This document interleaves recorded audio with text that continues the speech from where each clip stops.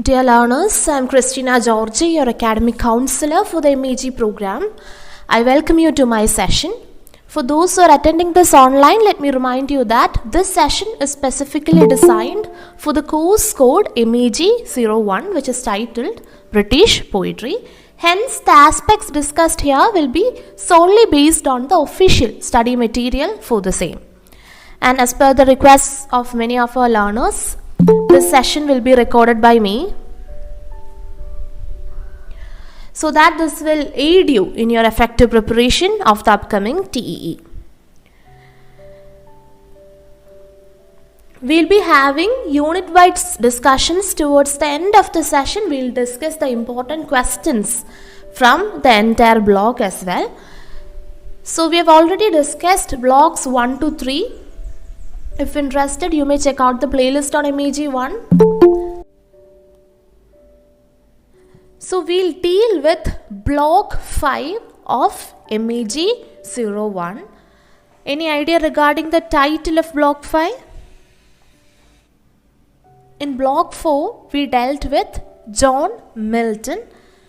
And now we'll move on to the neoclassical age and the neoclassical poets.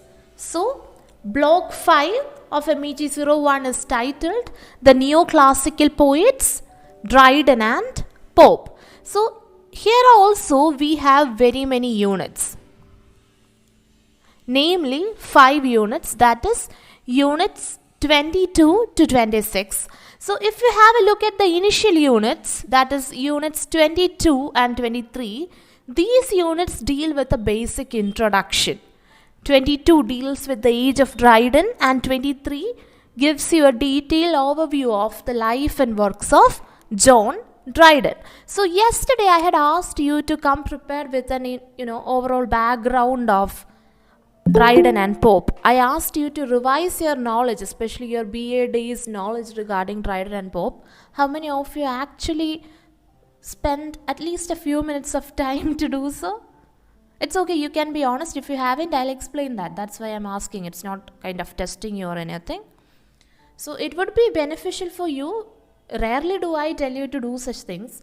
So if I tell you, there must be a reason, because today we are not moving on to the background, because from the TEE perspective, you will have to focus on the later units, that is units 24, 25 and 26, because questions will come from these units, and very often I haven't seen many questions come from the initial units. Basically, it's generally the background and the life and works of Dryden. And nevertheless, it is of great importance to know the background, because unless you know the background, you can't place the poet in this particular era, and you can't read, the poet's creative outputs with respect to the age. So, you must spend some time at home when you are free to read the life, work and the age of Dryden. Have you actually read, units 22 and 23? Please answer. If not, I'll give you an overview. We won't be going unit-wise for these 2 initial ones, but I can help you with an overview if you are not aware of it. Yes, no, it's fine. I understand. Alright. So what I'll do is, I'll just summarize the key points. That is, I'll give you an overview regarding the life and works of Dryden. Keep in mind that when you prepare for the TEE, even though you will be focusing on the last 3 units, questions will come from that unit only, I assure you that. But you never know. This year, things have changed. Even the selection of courses have changed, right? So, we never know when they'll feel like asking a question from the background. So, to be on the safe side, when you have time, just go through. It's very easy. It's just the background details and the life and work. It's very easy. They won't ask you questions write about the life and works of Dryden. They never ask you. But when an essay from Dryden comes for the TEE, you can always make use of this life and works to form the very first paragraph of your answer. I hope I make sense to you. So this is for the purpose of writing the initial paragraph that you should understand from the TEE perspective the life and works of Dryden. Nevertheless, the general understanding regarding any poet or any writer for that matter is mandatory and of great importance, especially as you are studying MA, Masters in English Language and Literature. So, shall we have a quick look at the life and works of John Dryden?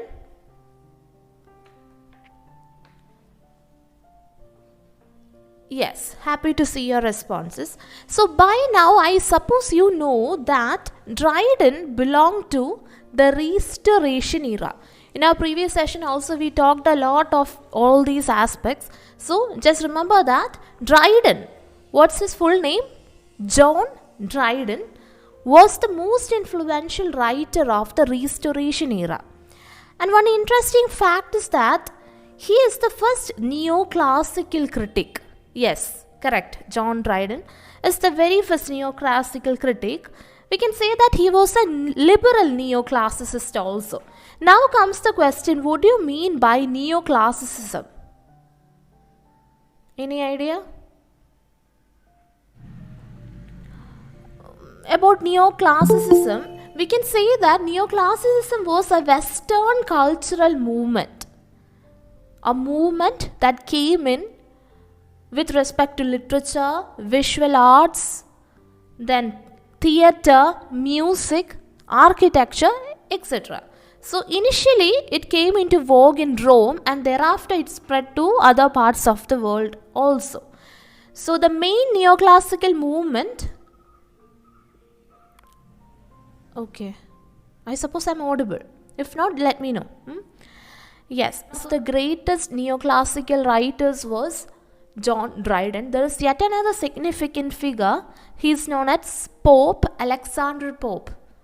I hope you all remember studying Pope and Dryden, especially during your BA days. These two are mandatory mention in any university's syllabus for that matter. So coming back to John Dryden, another interesting fact is that this person has written in almost every important form of the period. May that be comedy, tragedy, heroic plays, classical works and their translation, heroic plays, etc. He also produced critical essays, that too essays concerning how one ought to write these forms. What forms? All those forms that I already mentioned. Now, if you look at Dryden's life up close, we can infer that he was born in the year 1631. Any idea regarding where he studied? Yes, he too studied at Cambridge and later he went to London, probably in the year 1637, and he wrote several plays and satires for the court. Actually, initially he wrote poetry and thereafter he started writing plays. About his plays, his very successful play, or rather his first successful play, was The Indian Emperor. It was published in the year 1665. Thereafter he wrote All for Love, which is written in blank verse and published in the year 1678. Again he turned to poetry in the 1680s. Remember, he became the poet laureate in the year 1668. What do you mean by the term poet laureate? Think about it. We'll discuss this aspect when we deal with Dryden's poem in detail. Now, speaking about the later years. See, you should always be familiar with some of the notable works written by Dryden. One of the chief among them is Absalom and Achitophel, published in the year 1681. Then he has also written a didactic poem, Religio Laici, published in the year 1682. Then The Hind and the Panther, written in, I would say, published in the year 1687. Whenever you study a work, be very conscious whether it is published or written in a specific date. Very often people get confused. At times, people might write a particular work at some point of time, but may publish it at a later point of time. Another aspect that often comes in is that people might write a particular work of art, but that particular work might get published posthumously. I hope you understood the point. About Dryden's poetry, his early poetry is historical in nature. His best poetry is satiric, mostly factual, clear and concentrated expressions are seen. We can say that he initiated neoclassicism in poetry after Johnson. Another notable work of his is Heroic Stanzas on the Death of Cromwell. Oliver Cromwell. There is Annus Mirabilis and other works also.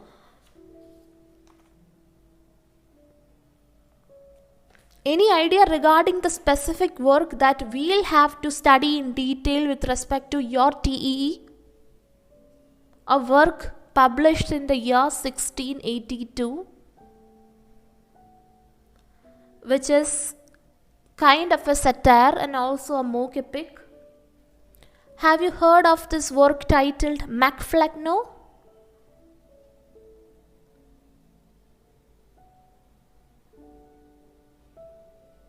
Yes. Always remember the spelling. Very often people make mistakes regarding the spelling of Mac Flecknoe. So remember Mac Flecknoe. Alright? Yes. So that is the poem that we'll deal in detail. Another interesting fact is that Dr. Johnson called Dryden the father of criticism.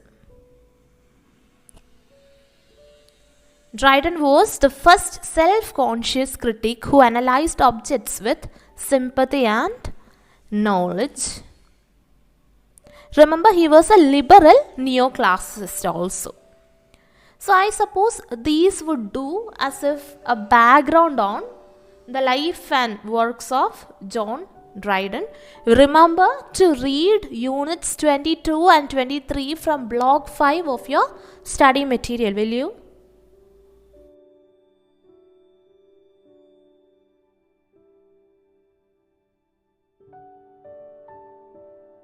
So shall we move on to unit 24? Now let's focus our attention towards unit 24 of this particular course code, and this unit is titled Mac Flecknoe. As I told you, we'll study Mac Flecknoe, the very first literary satire by whom? John Dryden. I have seen people making mistakes. John Milton and John Dryden are two different persons. Remember that? This is one of the great mock heroic poems in English language written by John Dryden. Remember, this particular work can be considered as if a literary satire and also a mock heroic poem. So now comes the question, what do you mean by the term satire? I'm very sure that you must have heard of this. Satire. We see satires in all forms of art, may that be cinema, may that be theatre, may that be literature. So, the word satire is similar to words such as mockery or ridicule in English language. Satire in literature is a type of social commentary. So, we already discussed a few examples from cinema. So, moving on to literature, remember, in this particular form of writing, writers use literary devices such as irony, exaggeration and other aspects in order to make fun of, say, a particular leader, a social custom or tradition, a political situation or any other social figure for that matter. Moving on to page number 54. Yes, an introduction to Mac Flecknoe. So, our study of Mac Flecknoe should always have the following main aspects, which are they? 1. The autobiographical experience of the poet. That is, the social, historical, literary and other poetic elements of the experience of the poet which inspired this particular person to write the poem. That is the origin and genesis in other words. Alright. The second aspect is history and form. May that be satire and poetry for that matter. The poem as a communication from the poet to the reader must be understood. The third aspect is the interpretation of the text. That is, we can say that it is a mock heroic poem. The poetic techniques include, use of rhetoric, style, diction and others. All such things we will discuss. And finally, we will also do the evaluation of the value system that the poet or the poem symbolizes. So these are the criteria in which we will be reading or we will be interpreting this particular work titled Mac Flecknoe, written by John Dryden. So I'll give you an introduction regarding Mac Flecknoe before moving on to the textual details. Just give me a minute. In one of my previous sessions, I told you most of the works of English literature would probably have a subtitle also. This particular work, published in the year 1682, also has a subtitle. So this T.S. has no reference to T.S. Eliot. Please keep that in mind. Very often I've seen people getting confused with this T.S. Okay, this is actually Thomas Shadwell, yet another person, and this has no relation with or to the T.S. Eliot that we know. Alright, so previously in my lecture I spoke about anonymous publication, right? What do you mean by anonymous publication? It simply refers to a particular work that gets published after the death of the writer.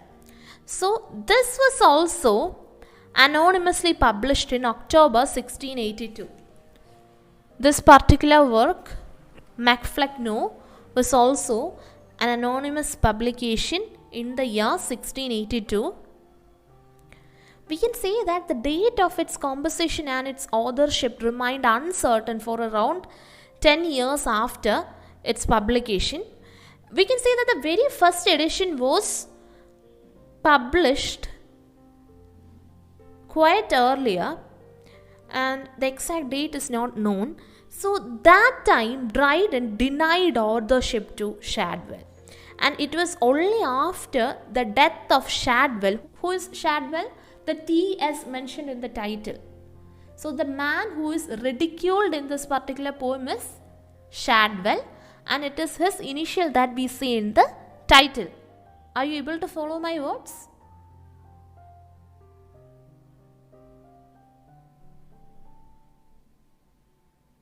Okay. So remember, Thomas Shadwell was the target of satire in Mac Flecknoe. Who's the target of satire in Mac Flecknoe, or rather who's ridiculed or mocked in Mac Flecknoe? It's Thomas Shadwell. Who was he? Who was Thomas Shadwell? He was also a dramatist or an imitator of Ben Jonson. This particular person was an ardent fan of Ben Jonson. He tried to imitate or emulate the works of Ben Jonson. Remember, Shadwell was younger than John Dryden, almost 10 years younger than John Dryden. About Shadwell, he is known for his witty talks and amusing mode of writing. He was a humorist and also a caricaturist, and most of his writings were imitations of Molière and Ben Jonson. Molière is a French essayist or a writer, and the second one, Ben Jonson, is quite famous, an English writer. I suppose you must have heard of Ben Jonson.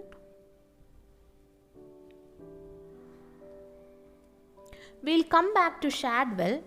Before that, this particular poem, that is Mac Flecknoe, is written in heroic couplets.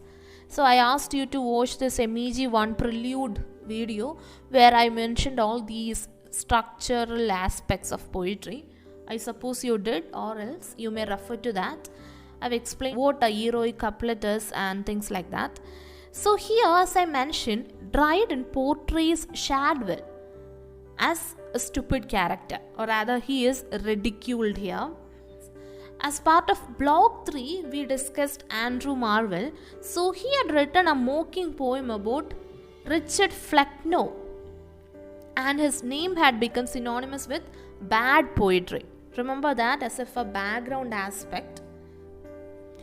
Moving back to Shadwell, in his writings, he more or less tried to give a picture of his age. That is, the aspects of his age were mostly mentioned in his writings. He was a drama critic, and he advocated a development of comedy on the line of Ben Jonson.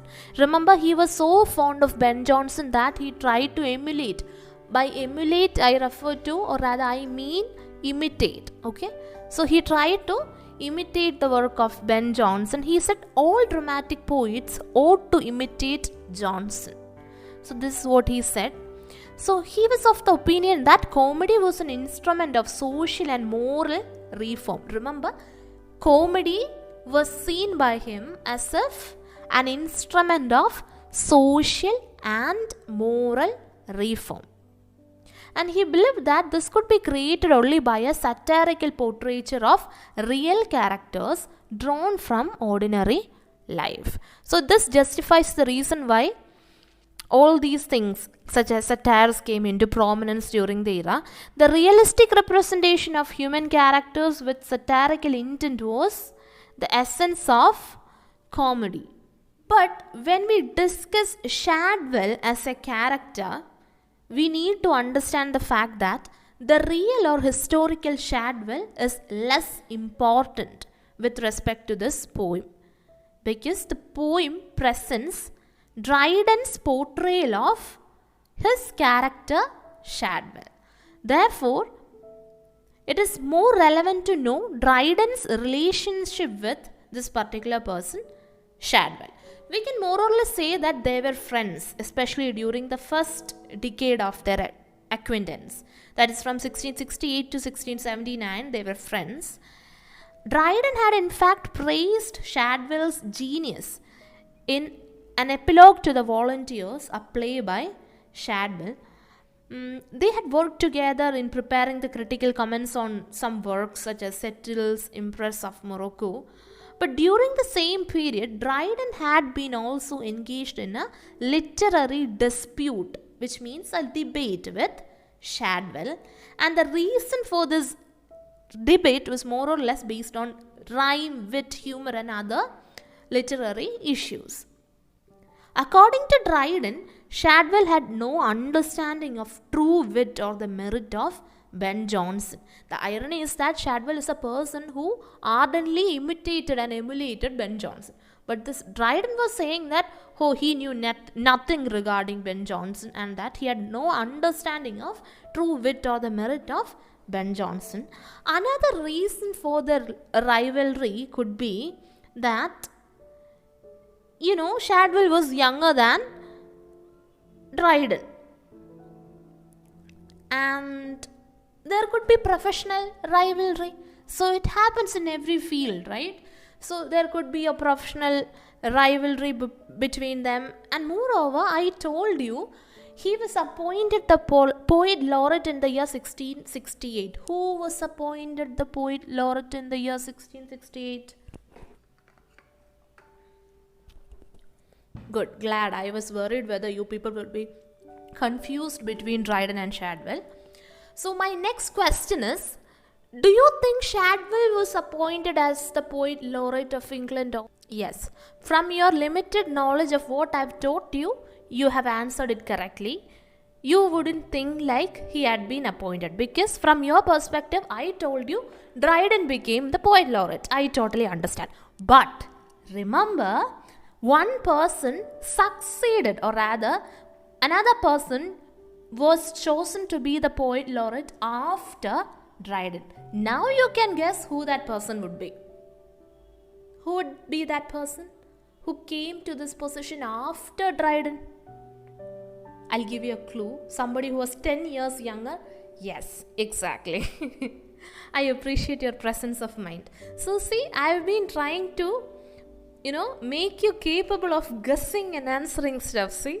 Anyway, a quick mention regarding What a poet laureate is. I could infer that not everybody is familiar with this term poet laureate. In simple term, a poet laureate refers to a poet who is honored for his achievement. That is, he or she can be an eminent poet appointed as a member of the British royal household. In that era, in that age, it was a great position that every poet would aspire to become. Do you follow me? So I want you to know the fact that in the year 1668, Dryden was appointed as poet laureate. Thereafter, in the year 1685, Shadwell became the poet laureate. We can say that Shadwell succeeded Dryden as the poet laureate, ironically. So you can imagine, they didn't turn out to be great friends ever since. And yet another political turmoil with respect to an exclusion bill of 1671 also divided society and separated friends. So is the case with Dryden and Shadwell. Such a split must have happened. Nevertheless, Shadwell had often sneered at Dryden. That is, remember, Dryden was a senior and superior poet, but Shadwell of Mac Flecknoe is fictional or mythical. Always remember, well, as a character seen in Mac Flecknoe is not the real Shadwell that we had been discussing, not the real one who had been chosen as the poet laureate. It is just a mythical or a fictional creation of John Dryden. Remember that, and if there is a question, there would probably be a question. This is important, that's why I'm taking this much time to explain this in detail. Probably you'll have this question for TEE from block 5. So remember to write the distinction between the fictional Shadwell and the original historical Shadwell. So section 24.3 of your course material. By course material, I am referring to your study material.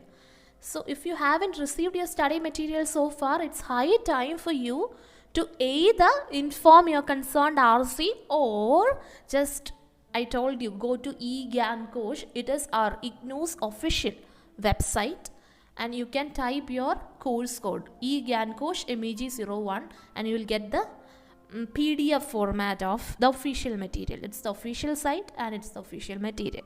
You can access it online. So yes, as I was saying, section 24.3 titled The Development of Dryden discusses 4 phases of growth in his development. Firstly, juvenilia and early poetry, which spans from 1649 to 1667. Thereafter, A Blind Alley, which discusses his heroic drama and initial poetry outputs. This spans from 1668 to 1680. Thereafter, A Short Bloom, which discusses some of the prominent works of his from the years 1681 to 1686. And finally, he has been discussed as a transcultural poet that spans from 1687 to 1700. Okay, so this is exactly what I discussed during the initial part of the lecture, the life and works of Dryden given in a much more detailed aspect. So considering the time constraints of an academic counseling session, I am not repeating all these aspects with respect to your notes or rather your study material. So you can read these from your study material when you have time. So we'll move on to a detailed understanding of Mac Flecknoe. The very title of Mac Flecknoe is important, so is the structure. Alright, so before moving on to structure or with the basic aspects regarding the title, remember to write the full title for your examination. You can either write Mac Flecknoe is a work written by John Dryden. There is also a subtitle. The subtitle of the work is this.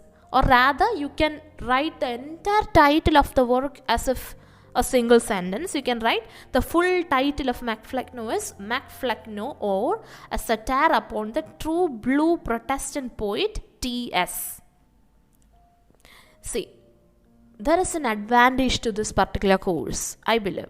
It's because more or less you can frame your own answers, at least partly, before you attempt the TEE. So if you listen to my lectures, I give all these tips in between my lectures, because whatever the question may be, you can initially prepare some, 1 or 2 paragraphs regarding all the relevant questions, right? I assure you that if you look at the previous question papers, you'll get an idea regarding how to handle this paper. If we get time towards the end of our last session, let me see if I can help you with the previous question papers also. Yes. Coming back to the title, this Mac in Mac Flecknoe is actually a word which means sun. In Gaelic language, it means sun. Mac Flecknoe means son of Flecknoe. Flecknoe is a name, Mac means son. So Mac Flecknoe refers to son of Flecknoe. Who is Flecknoe? It is said that Flecknoe is the historical Richard Flecknoe, and he was an Irish Roman Catholic priest. And remember, I told you that Andrew Marvell mentioned him or satirized him once. Yes, it is the same person.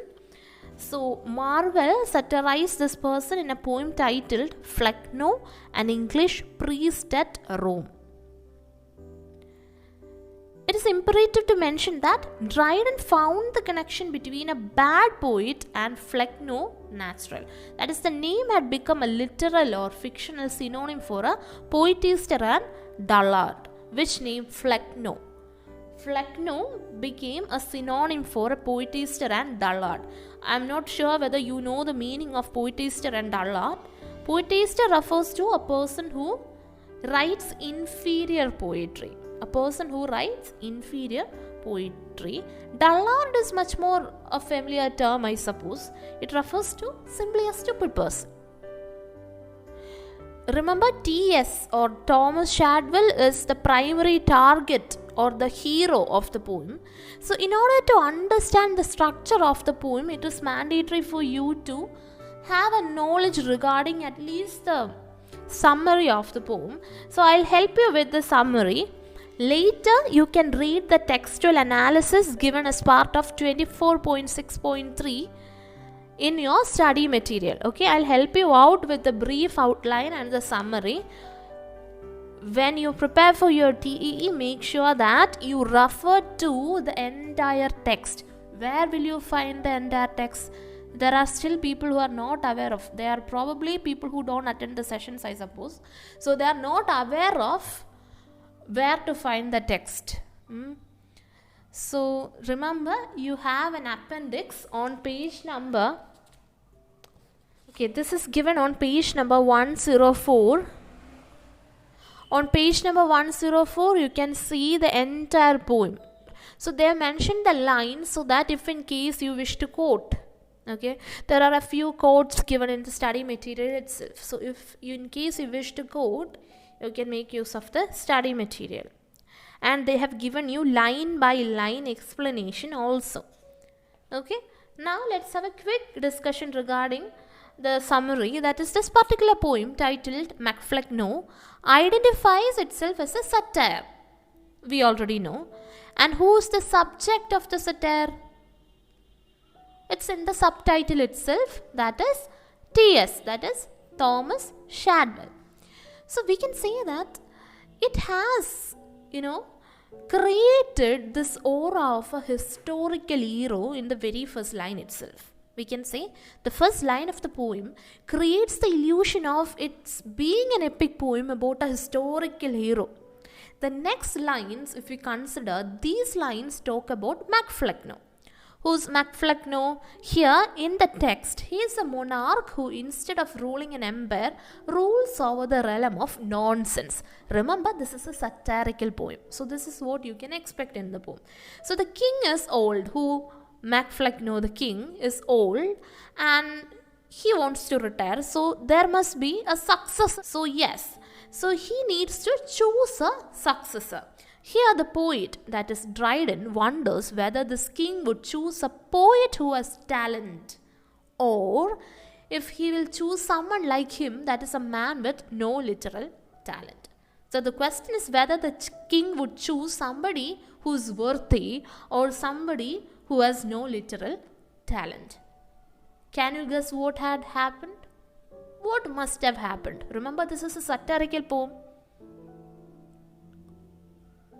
He must have chosen a man with no literary talent. So, Flecknoe decides upon his son Shadwell. Remember, this Shadwell in this poem is the son of Flecknoe. Flecknoe is the old king that we mentioned. So, Flecknoe decides upon his son Shadwell.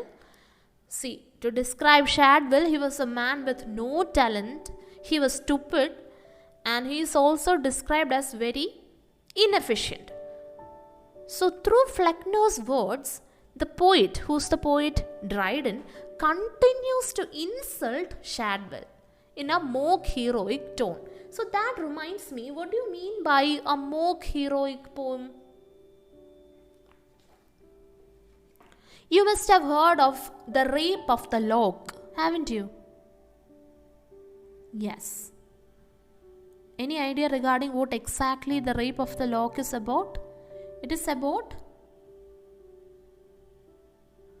somebody seizing the hair of Belinda. Alright?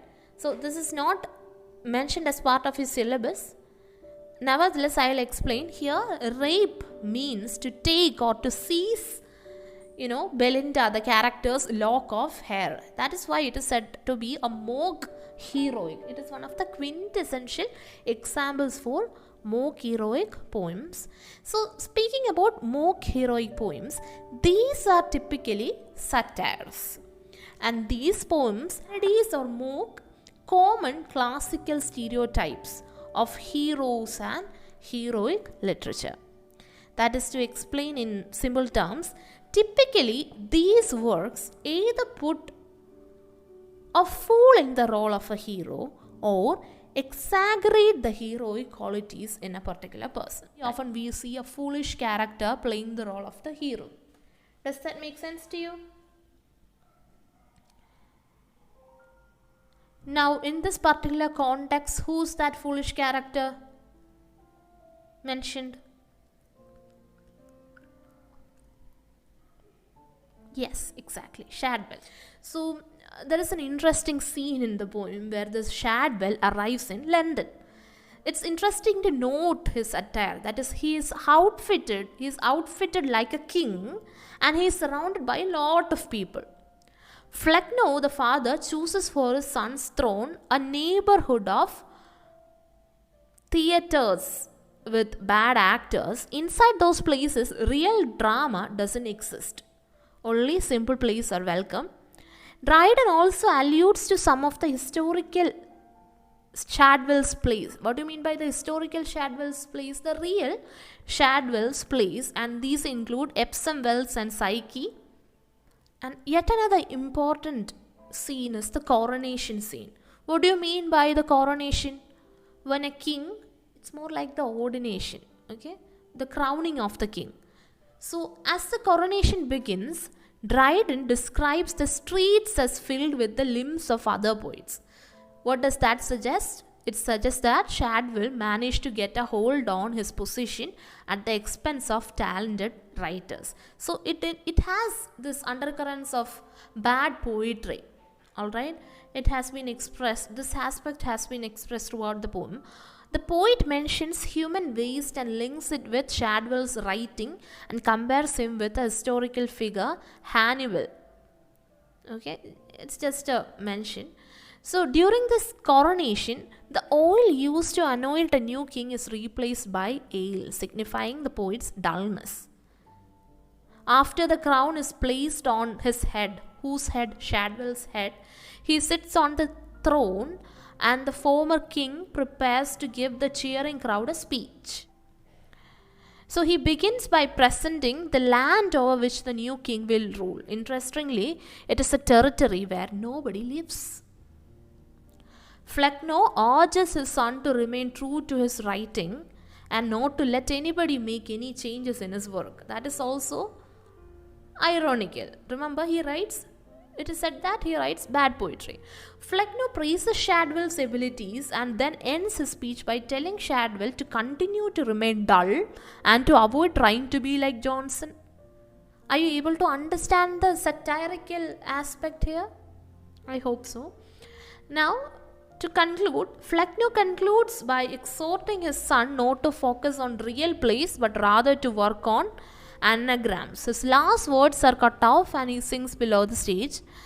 His mantle falls on Shadwell, which is appropriate because he has twice as much talent as his father. So this is how the poem ends.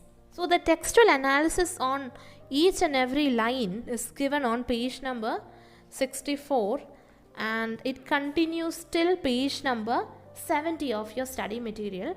Please make sure that you read and understand the aspects mentioned. Now, when you go through these lines, you will come across a lot of characters.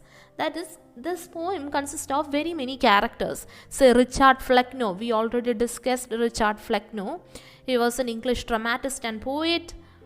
His work was ridiculed by Dryden as well as, Andrew Marvell. Then there is T.S., that is Thomas Shadwell. He is the primary target of Dryden's satire. And there is a mention of Augustus. He is the one who founded the Roman Empire, remember? Yes. Then there is Thomas Heywood. He is also a fellow poet. There is James Shirley, who is another poet. There is an ancient poet from Greece who is mentioned. His name is Arian. There is John Singleton, who is a court musician and singer. There is a mention regarding John Fletcher, a playwright who belonged to the Jacobean era. There is obvious mention regarding Ben Jonson. You don't need an explanation on this particular poet, essayist and playwright who belonged to England. Then there is mentions regarding Charles II. Remember, he was the king of England, Scotland and Ireland from 1660 until 1685, the year of his death. There is also a quick mention regarding Thomas Dekker, George Etheridge, Oliver Cromwell. He was a political and military leader. The other two mentioned were poets. A quick mention on Virgil is there. And Hannibal, I mentioned that name in between. Yes, that would do. So, I explain these characters because when you go through the line by line explanation, you might wonder who these people are. So, once you read through these lines, listen to my lecture once again if it's available, so that you get a better clarity regarding all these aspects. Now, from the TEE perspective, you'll have to focus our attention towards the poetic diction in Mac Flecknoe. This poem can more or less be seen as if a performance. Its narrative design has some relevant purposes. That is, mainly to create comedy and satire, to laugh at a fellow dramatist in a more heroic manner. So we can say that his choice of words was always careful. Dryden was too conscious with respect to his choice of words. In this particular work, in this particular poem, the primary aim was to create a more heroic effect. So if you look at page number 70 and 72, you can see a lot of examples regarding the registers used. That is, the most important words are taken from the register of royalty. What do you mean by that? Words related to royalty. Why is that so? It's because the poem is about a king and his son, right? Who later becomes the king. So words such as monarch, Augustus, empire, subject, prince, state, majesty, nation, realms, kingdom, mantle, triumph, etc. are seen. All these are nouns. Verbs such as to reign, to wage war, rule, etc. are seen. Adjectives are also seen related to the superhuman and the religious aspects. Words such as immortal, perfect, bless, fate, celestial, muse, prophecy, martyr, etc. are used. With respect to nature, beams, fogs, fishes, then poppies, mountains, etc. are seen. With respect to light and darkness, the contrast, day, light, night, shade, etc. are seen. With respect to Roman myth, Romulus, Hannibal, I mentioned those. So these are used. With respect to Roman history, Augustus is mentioned. Art, aspects such as music, harmonious band, dance, etc. are seen. The poem is literally a satire. We know that. So the register of royalty or majesty is used to create such an effect, and the literary field is made analogical to the heroic in a comic vein also. This is also important. So if you look at page number 71 of your study material, you can see a quick mention regarding image and metaphor used in the poem as well. So remember, the literary devices employed in this particular poem include imagery and metaphor also. So Dryden values imaging a lot. So the comic imagination of Dryden created the poetic image in Mac Flecknoe in this sense. Remember, the narrative is dramatic in nature. The father and the son, the king and the prince, the story of coronation, all these are figurative in nature. Metaphors with respect to beams of wit, writing, fogs, play of light and shade and others are also used. So we can say that Dryden's poetry is the poetry of statement. The language of Dryden does not have the magic of Shakespeare's language. Why is that so? It is because the vision is less spiritual and more social in focus. Yes, I suppose you got an overview regarding this particular work. Now what you should do is spend some time to read and understand the study material so that you can develop better clarity regarding the poem. So shall we move on to Alexander's Feast or the Power of Music? So this is yet another work by Dryden. We can see it is an ode written in honor of St. Cecilia's Day, and it is published 3 years before his death also. Shall we have a look at it? Okay, we'll discuss this in our next session. Yes, thank you.